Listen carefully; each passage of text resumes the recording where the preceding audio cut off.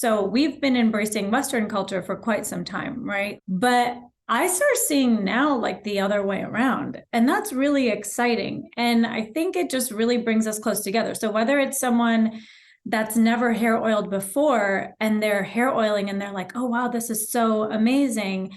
They're embracing our culture, as simple as that is. And so the more that they do that to us, we start kind of creating this cycle of we're all just lucky to be who we are, and we can learn from each other.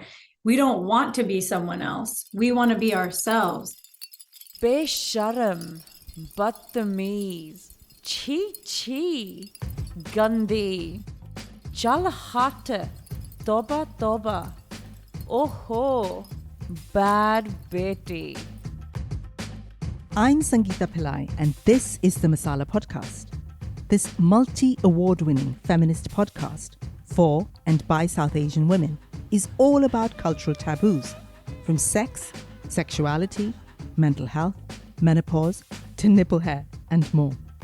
This season is a US special, and it took me by surprise. You see, I interviewed these incredible South Asian American women. I expected to hear some angst around identity and belonging. Instead, they told me how comfortable they were with both their South Asian and American identity.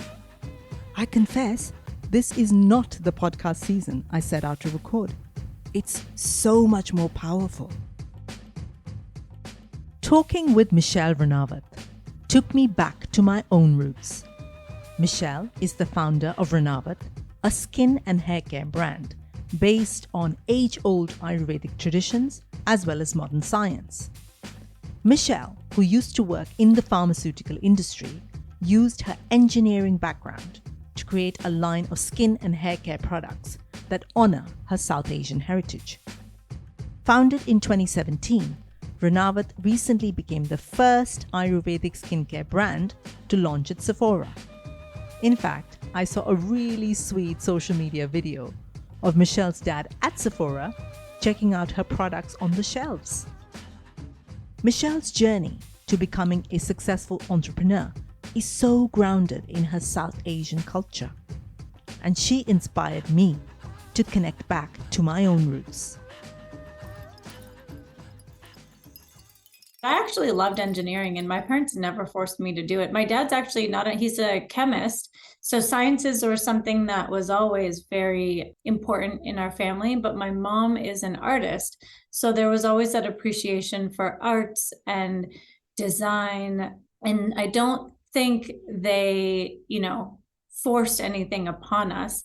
But I saw, growing up, being a part of my dad's story. I mean, all of our family vacations were work trips, or my dad's business and what he started when he came to this country was really what my upbringing was about. And I saw so much of the world through him growing his business. And I think entrepreneurship just kind of came naturally to me because I saw that as my dad's career path. And then when you add, passion for science and engineering, I mean, if you look at any of my cousins, we're all engineers and, very stereotypical, but I think we embrace it. I think all of us did it and really love it and are passionate about it. I personally am very involved in the College of Engineering even now, finding ways to attract students and especially women into the major, because I just find so much value in it. But I agree that, it's not the only path, but I think it's a great one. So I kind of have that old school mentality, I think. No, it's great. Look at what you've done with it. It's not, are you going the expected path, but what are you doing with it? I think there's an aspect of go down the expected path and be very safe. I mean, you've certainly not been the safe choice. You've not said, oh, I'm going to have this job for 50 years, So I don't think you've definitely gone down that path.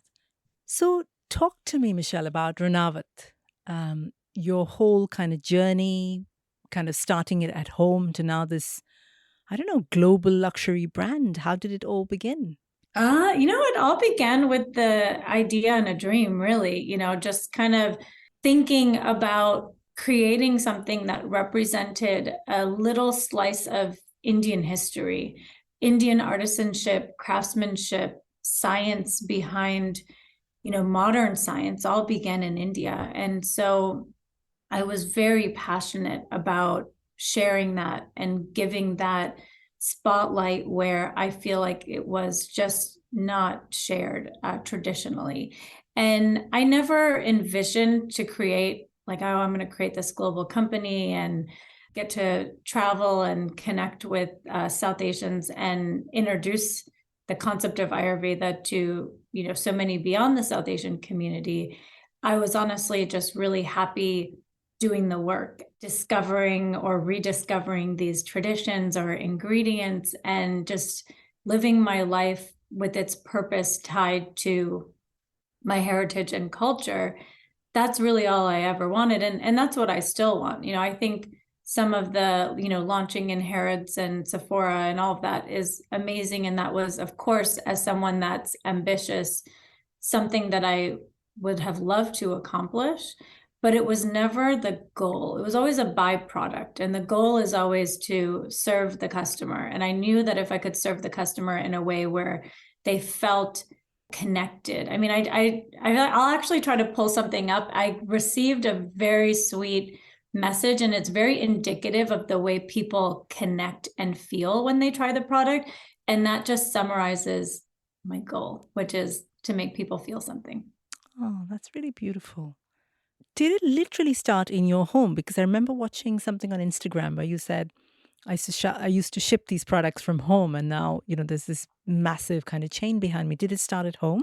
Yeah, it started at home. I mean, I didn't. How? Tell me. I think honestly, most ideas probably start in the home, right? I mean, we come up with something we want to do and we just pull out our laptops and we start mood boarding and Googling and researching. And that's really how our brand started too. And, in the typical South Asian way, I didn't just decide I wanted this idea and then started spending a ton of money and being like, oh, I need an office and I need these people to work for me and I need this. And, no way. I was still working my other job and I wanted to prove out this idea because, at that time, it's not like Indian beauty brands did not exist. Like it's such a weird, I mean, in the US, but it's such a weird thing to think about, but it wasn't like the idea of even hair oiling was an odd concept. And now because we've all kind of come together and championed and we've been, messaging and sharing for 5 years now, it's really surfaced into the mainstream.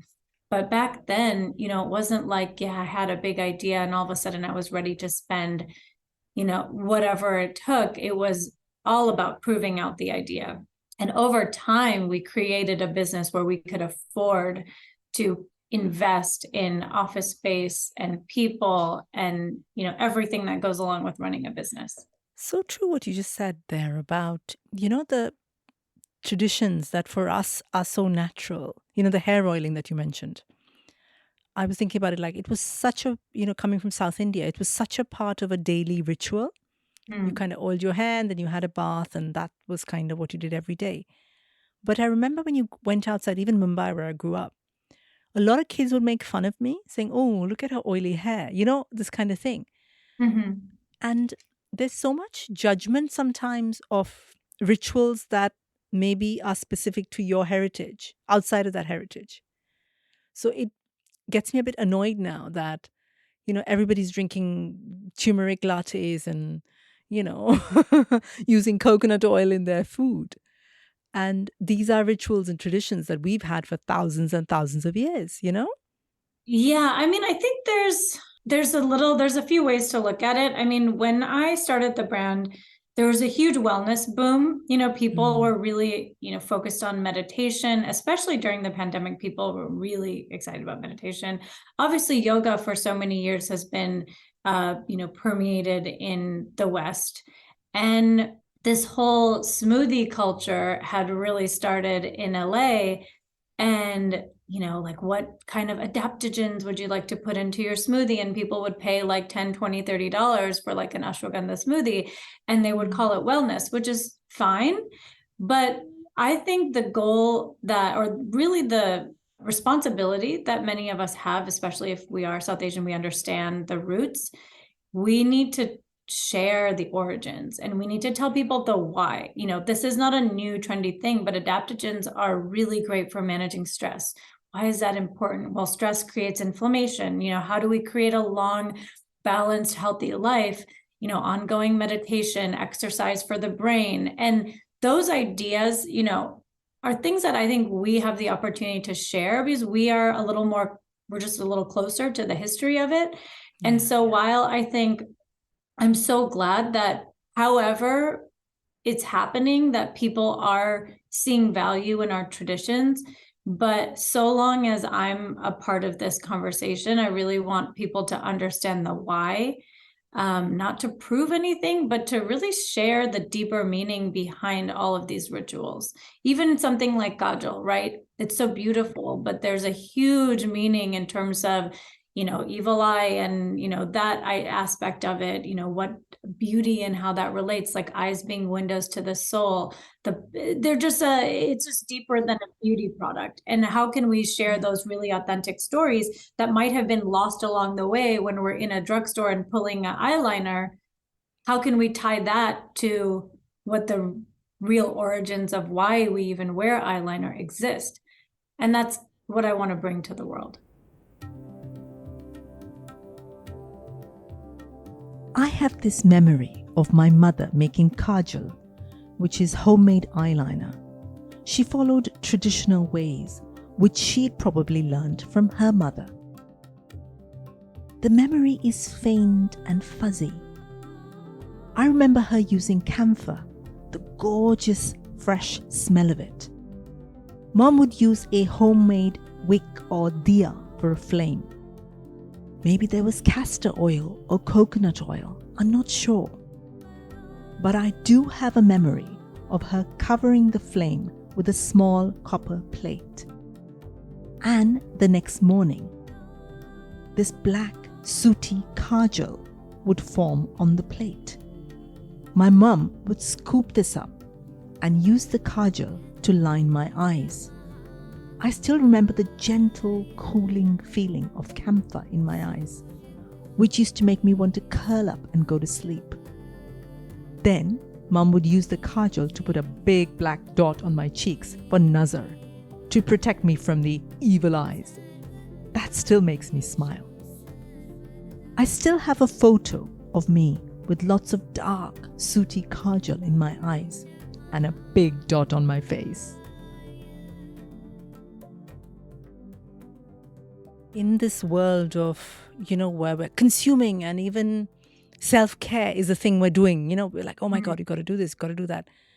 Why are you putting kajal in your eyes? Why are you oiling your hair? What's the kind of almost scientific reason? Because Ayurveda is science, So I think this education that you're doing to the world about these products or these rituals is really, really meaningful. And I'm so glad you're doing it. It's fantastic, actually. Well, thank you. And I think one thing I just want to mention, it kind of ties back to your original question about engineering. And I think I ask these questions and I want to know the why all the time, because that's the engineering mindset that I have with me that I bring to everything, that I actually do want to know, what is the science behind Ayurveda? Why does putting oil in your hair benefit your hair and scalp? And so digging into that, you end up coming out with a lot of science-based reasoning, which is such a universal language, right? If I told you that balancing your scalp, and there's a reason that oil can balance your scalp and in turn, increase microcirculation of this area, to why that can promote hair growth. Doesn't matter what language, if you know anything about Ayurveda, you're excited because we're talking about science. It's universal. So it's just such a kind of full circle moment. Yeah. I wanted to talk to you about Ayurveda. So I'm a huge kind of advocate of it. I went to this Ayurveda hospital in Coimbatore, did the whole 21-day Panchakarma, changed my diet completely based on a lot of things they said to me. But I've really seen the benefit and the kind of reasoning and, like you say, the science behind it, right? Mm-hmm. What role has Ayurveda played in your life and your work? I mean, it is my life. So it's every moment of every day is Ayurveda for me. I mean, whether it's the work aspect, but even when we launch a product, we really start with Ayurveda itself to think about what are concepts that haven't really been popularized? So for example, we just launched our Lotus Cleansing Balm. One thing we talk about is dincharya. Dincharya is about having a routine and having a ritual and how important that is. And it's not a crazy complex concept, but we really like to use these moments as an opportunity to share the Ayurveda toolbox with others. How can we make dincharya practical to everybody? How can we just increase awareness to the benefits of having a routine? And so we actually work with an Ayurvedic practitioner, Kirti. She's amazing. And, we sort of partner with each other all the time, because I have an engineering, as you know, background, but she really comes from someone that studied Ayurveda. And I always kind of have this respect, and I want to shine a light on the practitioners, because they've really spent their lives studying. And I want to do justice to the fact that it's not just something that like, oh, I'm going to read a couple articles and say that I'm an Ayurvedic expert. Like, I'm not an Ayurvedic expert. I'm an engineer and I love formulation, and Ayurveda is an inspiration for me, but I'm actually not an expert. And so that's why we really like to tap into people like Kirti and make sure that we're doing justice and not just saying anyone can be some Ayurvedic expert. So we really like to do that. But in doing that, we enrich so much of our own knowledge when it comes to these amazing practices. And it's such a great thing for people in our community, because they can take little pieces of it and add it to their life.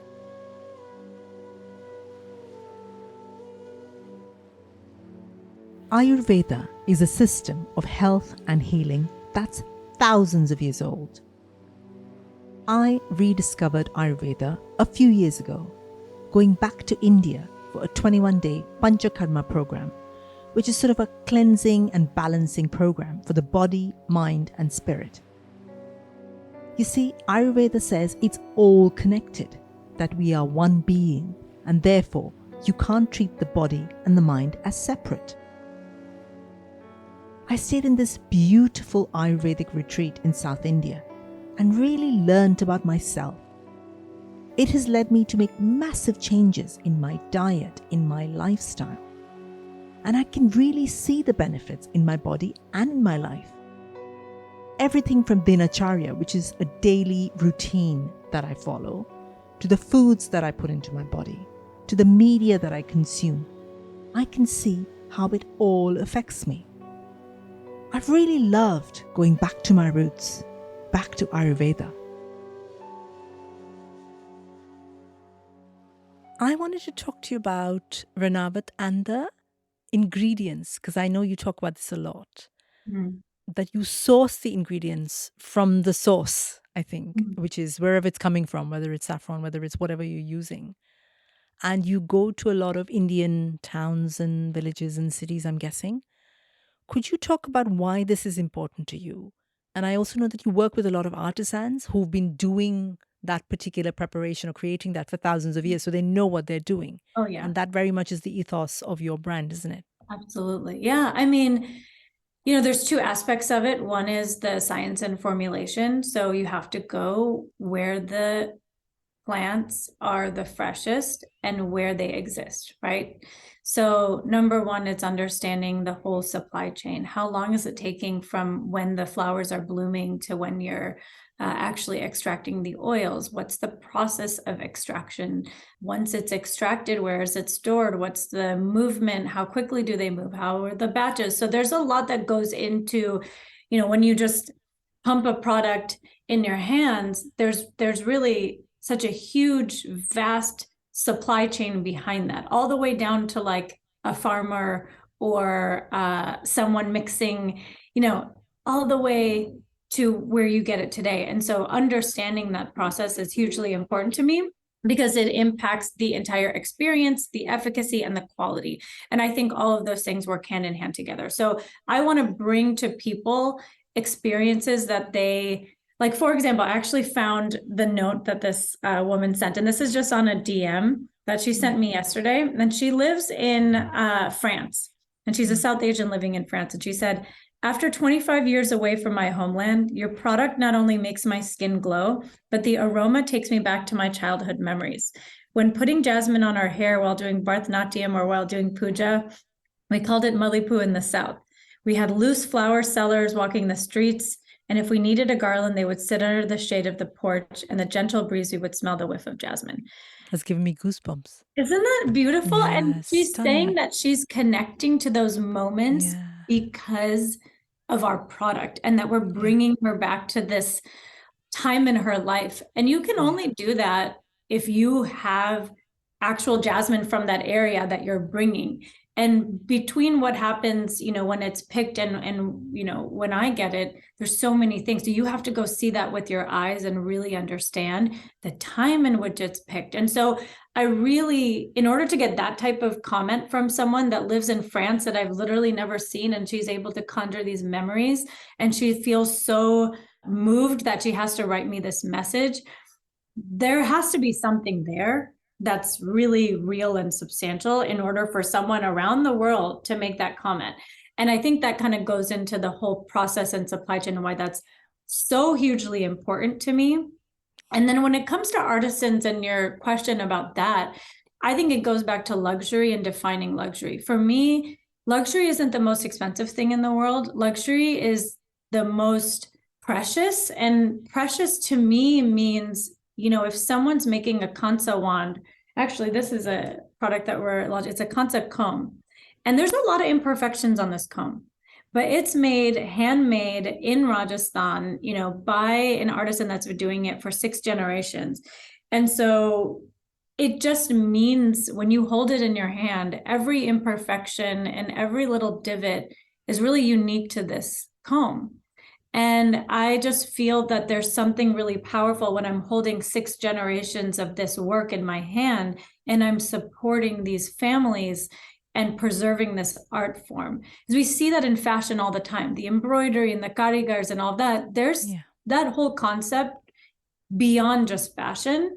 And so that's kind of, this tool, it's a beautiful object. Is it necessary for every person? No, it's not at all. But for people that really want a luxury that you can't buy, really, that's what this is. It symbolizes something more. Absolutely. And I think not only is it luxury because it's that rare, but I guess with that work, you keep alive a tradition that's existed for thousands of years as well. That karigar who's making that comb in that particular part of Rajasthan, it carries on. And I think that's really, really beautiful. Talking about beautiful and beauty, I wanted to talk about beauty being still very much a very Eurocentric concept that I see in the world.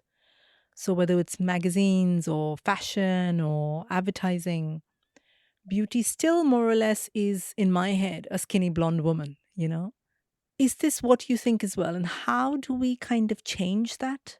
How do we make women like you and I and other people like us feel beautiful in this world?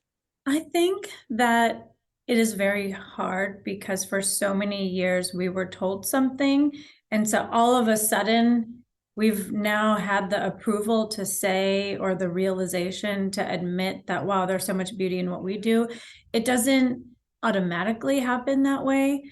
But I've always had a deep, deep sense of pride for our culture. And I do feel everyone's culture, no matter where you come from, you're so lucky to be a part of wherever you're a part of. And I think that the more that we see people embrace each other, so we've been embracing Western culture for quite some time, right? Like we're obsessed with the sitcoms, and we, always wanted to be like those icons, in Friends and whatever. But I start seeing now like the other way around, and that's really exciting. And I think it just really brings us close together. So whether it's someone that's never hair oiled before and they're hair oiling and they're like, oh, wow, this is so amazing, they're embracing our culture, as simple as that is. And so the more that they do that to us, we start kind of creating this cycle of we're all just lucky to be who we are, and we can learn from each other. We don't want to be someone else. We want to be ourselves. And so I see that, but I think it takes a lot of time to unlearn those habits because, for half of our lives, we've seen other people get the spotlight and those are the it girls. Yeah. But it's changing. So I think we're making progress. We don't need to bring ourselves up by bringing other people down. As So true. it's like not to say that, oh, well, now, we don't want to support those people. Now only these types of people are pretty. And I don't really think we need to do that. I think we just need to be assured in who we are and be happy to be who we are as much as we can, to find that gratifying or just to find that confidence inside, because that emanates out. And I think we'll all, like, there's no need to now saying, oh, well, now it's our turn and we have to only, focus on this one type of person, because then we're doing what was done to us. So let's just all celebrate who we are and, come together. That's sort of my mentality. Hey, I wanted to pause this episode for a minute to share something that I'm really excited about. Podcasting changed my life. I went from typing into Google, what is a podcast? Yes, I did that. To creating the multi-award-winning Masala podcast. And now I'd like to share some of my knowledge with you. I'm starting podcasting masterclasses on my website, and one of them's been created especially for women podcasters. Just go to my website, soulsutras.co.uk, and look under courses, or email me at podcasting@soulsutras.co.uk, and I'll share details with you. I look forward to helping you on your podcasting journey. दिल चीज क्या है आप मेरी जान लीजिए, पर पहले थोड़ा सा अपने दिल को जान लीजिए। वो क्या है ना, दिल किसी मैनुअल के साथ नहीं आता, डूज एंड डोंट्स की कोई लिस्ट भी नहीं है। इसीलिए आपके सवाल और मेरे जवाब। हाय, मैं हूं एकता। सुनिए decode Dil, a Spotify original, episode out every Wednesday. I also wanted to talk about beauty from a South Asian angle. It's very limiting. It's what is a typically beautiful South Asian woman? Like Bollywood stars, for example. They're fair skinned, they have long hair, a tiny waist. So they are a particular type. And most of us don't fit that. I mean, regular South Asian women don't. How do we broaden that ideal of beauty within our own culture, do you think? I mean, Bollywood is, let's just say, maybe not the most fair or wholesome industry. And I think there's a lot of broken things in Bollywood. And, I think it would be really hard to completely dismantle this industry that has been fueled by, whether it be stereotype, pushing certain type of look, pushing certain type of families, pushing, and I think it's pretty well known that it's not, like, I would say, a healthy industry, the way that it's been crafted. But I also think some of it is like, you are what you see and do. So if you don't want to consume that media and you want to understand or take it for the surface level that it is, knowing the problems that it has, I think that's okay. Because Bollywood is, I love Bollywood songs, and there's certain things that I love. So I'm not going to shun the whole thing, but I also recognize it has a lot of problems, a lot of issues. It doesn't treat a lot of people well. And I know that that's an issue. And so I think it's just, one, bringing awareness to that. And then two, taking it for that surface level and hoping that that changes. And it has to change, because I don't think that will last forever. And I think, I just hope, I have no control of Bollywood, but if I did, I would love to make a change. Absolutely. But it's beyond Bollywood though, isn't it? And that's what I mean. The idea of beauty in our culture is very narrow. Bollywood is one big example of it. But even within that, so say you go to a wedding and auntie might say, oh, you're too thin, or you're too fat, or you're too whatever, It's a very narrow lens, I think. And I think that's quite problematic. So as much as the Western world has this one stereotypical image of beauty, so does South Asian culture. I think that's my kind of query, rather. I mean, not that I expect you to give me an answer, but it's more this is not okay. And, we need to change it. And how do we change it? I think it is changing a lot. I mean, again, not living in India, but I've seen more inclusive campaigns. I feel that, I mean, even in brands like Papa Don't Preach, like they don't even have Yeah. sizes on their products. Yeah. Like, you know, it's they're showcasing different types of people. Yeah. So they're one example of the way that the next generation of Indian brands are really positioning beauty. So yes, the Fair and Lovely era was there and did exist. You could go into a lot of detail on why we felt that way and what was the influence and why did we not want to be who we were. And like, that's a whole traumatic past. But I do think that Indian companies and brands and Indian people themselves are starting to wake up a bit and realize that we were, people there were very much in a bit of a trance. And we have to wake up to accepting and not putting down our own selves. It's a very, very sad, actually, concept if you really think about it. We were taught to not love who we were. But I really do feel very optimistic. I have to say, like looking at this new generation of brands, who they're showcasing, the conversations, it's amazing. So there's so much promise. And yes, we could look back on the history and see how backwards it was. But let's look to the future and, to quote Gandhi, let's be the change that we hope to see. So that's kind of what I'm hoping for. I also wanted to talk about beauty in the context of growing older, Again, traditionally in the West and in the East, beauty has been considered the preserve of young people. And as women, we're told that only the young are beautiful. And as we age, we are less so. That really bothers me. And I think we need to find ways to stop the world making us feel bad about what is a really natural, beautiful process, aging. Yeah, I mean, I'm almost 42. And so I definitely have signs of aging as one would naturally.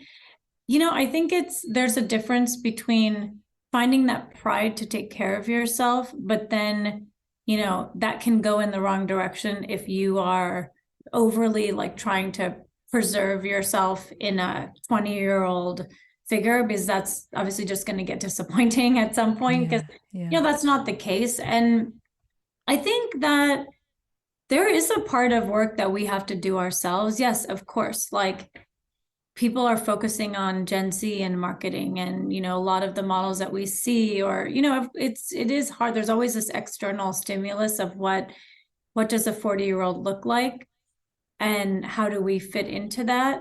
But I also feel like there's some work that we have to do ourselves in accepting and coming to terms with our changing bodies and finding joy in that process. And it's not easy at all. But I think it's work that we have to do ourselves. And it's hard work because despite everything around us that's telling us that aging is not good, we have to somehow find it within ourselves. But I think it's an important exercise that we all have to do. Do you not find like that's almost an impossible thing if around, like, and I talk about it personally also, you're 45, I'm 50. So all around, when the message is very much young is beautiful, and we've all got to aspire to look younger, to be younger somehow. I think, and it's a question to myself and to you, I think. I mean, I don't like aspire to look younger, but I aspire to look good at my age. And I think there's like a difference between that. Like it's funny, when I was at home with my parents, my dad was saying that when my parents got married, I'm the age that my nanny was. And so when we think about how old my nanny was when my parents got married, we're like, oh my God, she's wearing a sari, she's like older, whatever. And I'm that age right now. And so some of it is just like, first of all, the average age, the life expectancy in India was much lower at that time, even 40 years ago. Things have changed. We were living a lot longer. So now the actual acceptance of aging is coming into play more because we have longer lives to live. So we're actually like, in this above 40 phase for longer than we've ever been. So it's kind of new territory, but it's also like what she was doing at her age, like she was getting her kids married. I have like a 7-year-old. So it's a very different phase in how old we are acting and the phases of life that we're interacting with. And I do think that, I mean, what we thought was older is like changing now. Like what someone can do in their 40s is very different. And my dad was like, oh my God, 60s is so young and 70s. And I think that too.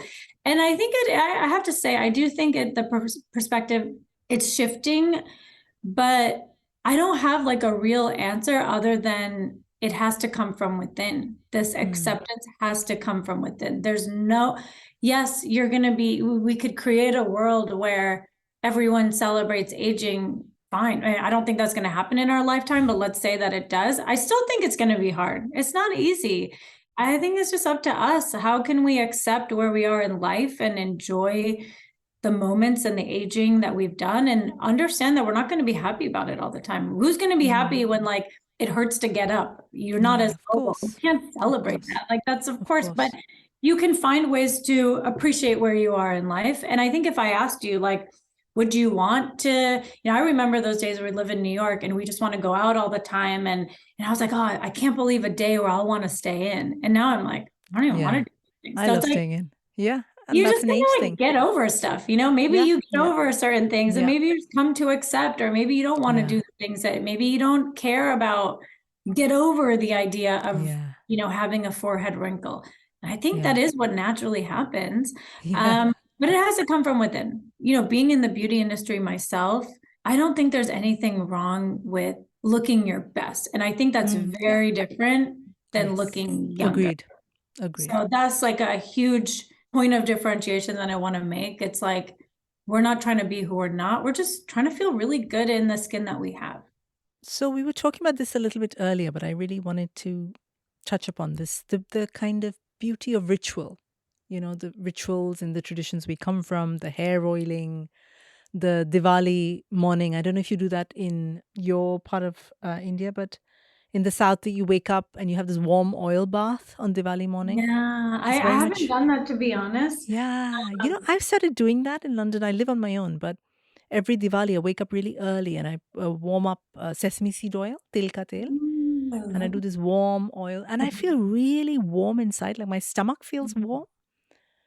It's such a beautiful kind of feeling and it feels very special. So I wanted to talk about why these rituals were important and why they are so good for our sense of well-being. Why do you think that is? Yeah, ritual, the definition of it is actually simple act of devotion. So it can be, a ritual for religious purposes. It can be like your Diwali ritual, but this act of devotion, whether it's to someone else, to ourselves, I think there's something to be said about the word devotion and what that means to us mentally, right? Or spiritually, I will say. And I really do think there's something beautiful about the concept of, devoting your time, your energy, your mind share to something that's been done with your family for generations and taking a moment to connect with that part of yourself.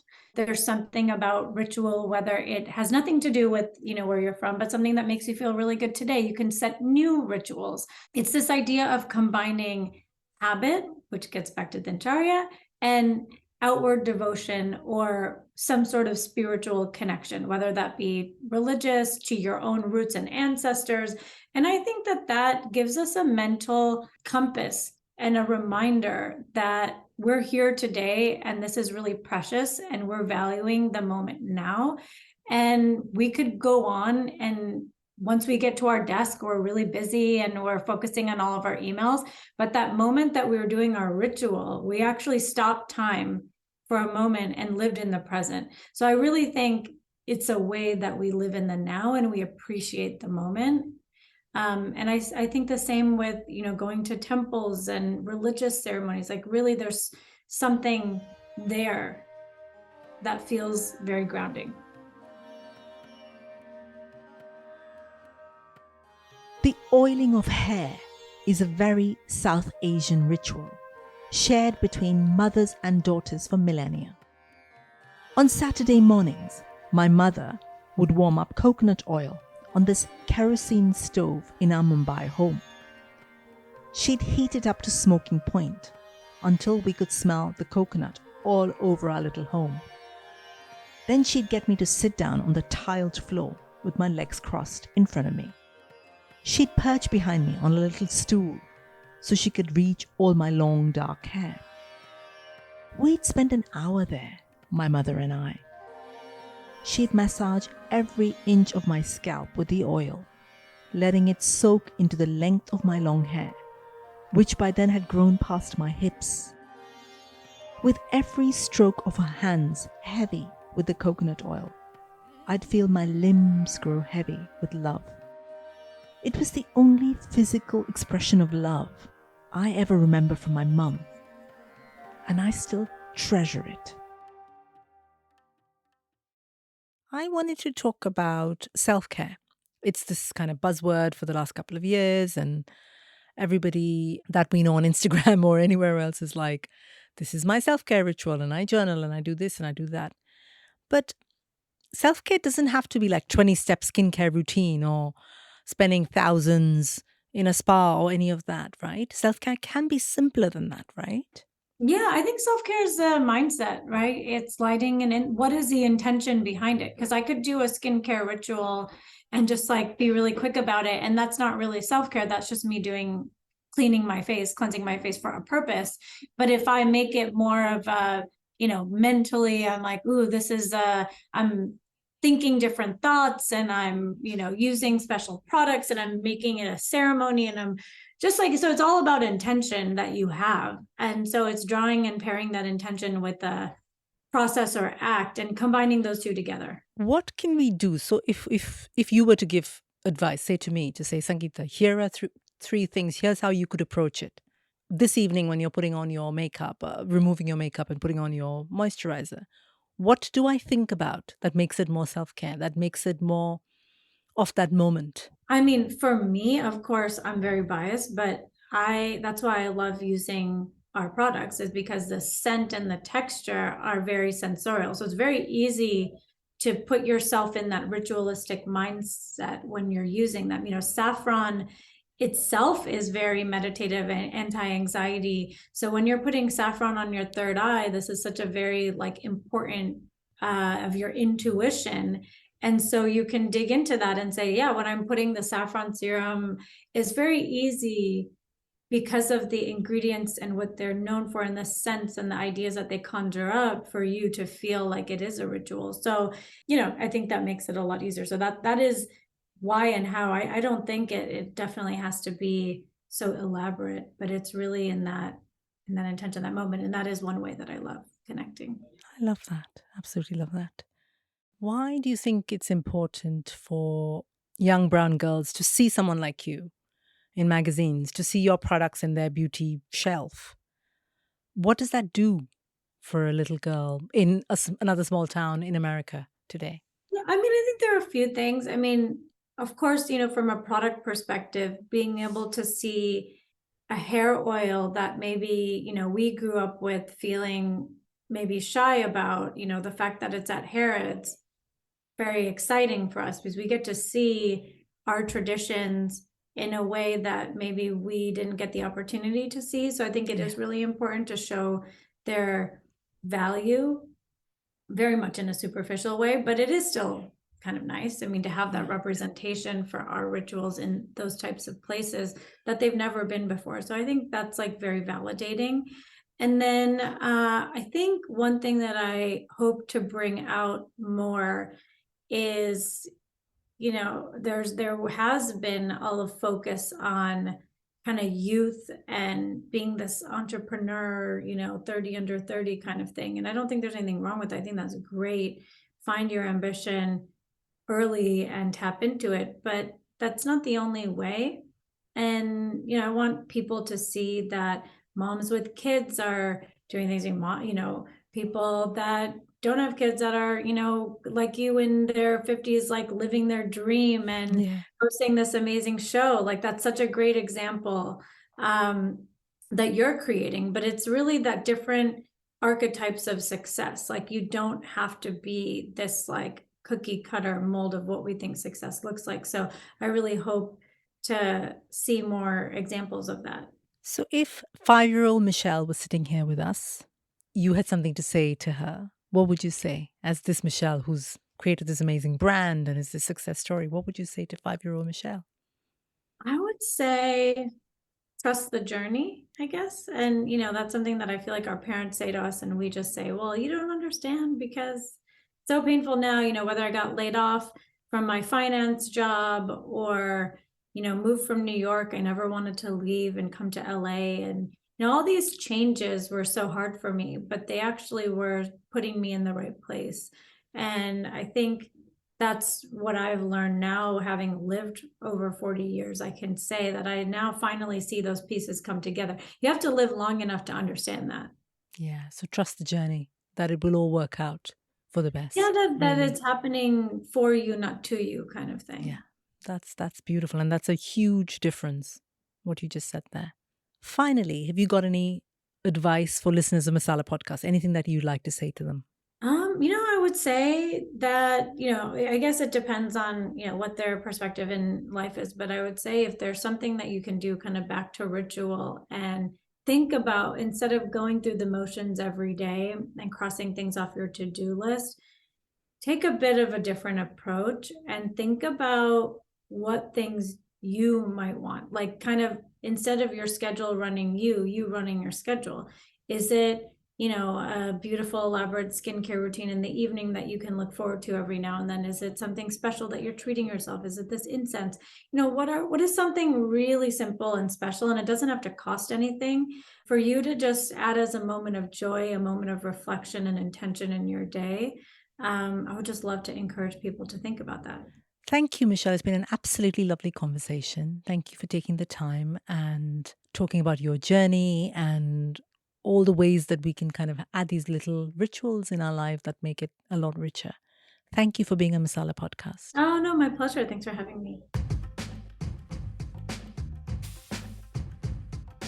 Thank you for listening to Masala Podcast. Masala Podcast is part of my platform Soul Sutras, dedicated to celebrating and supporting South Asian women. This is a space for all of us bad betis who don't do as we're told. This is where we get to celebrate our culture our way and be exactly who we want to be. I'd love to hear from you. Get in touch via email at soulsutras.co.uk or my website soulsutras.co.uk. I'm also on Instagram and Twitter. Just look for Soul Sutras. Masala Podcast was created and presented by me, Sangeeta Pillai, produced by Anushka Tate, opening music by Sunny Robertson. Besharam, Badtameez, Gandhi, hi, bad beti. Another lovely podcast is called That Desi Spark. Hosts Nehal Tinani and Anika Sharma talk about topics that impact their dual South Asian American identity. I loved listening to their interview with Maitreyi Ramakrishnan from Never Have I Ever. That Desi Spark is making bold statements on all things brown. Go listen on all podcasting platforms.